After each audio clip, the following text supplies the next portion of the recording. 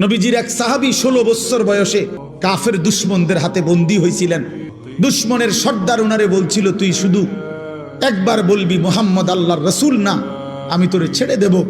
ওই সাহাবী হাবিব ইবনে যায়েদ রাদিয়াল্লাহু তাআলা আনহু বলছিল, ওয়াল্লাহি আনা আশহাদু আন্না মুহাম্মাদান রাসূলুল্লাহ, আল্লাহর কসম আমি সাক্ষ্য দিচ্ছি আমার মদিনাওয়ালা মুহাম্মদ তিনি আল্লাহর রাসূল।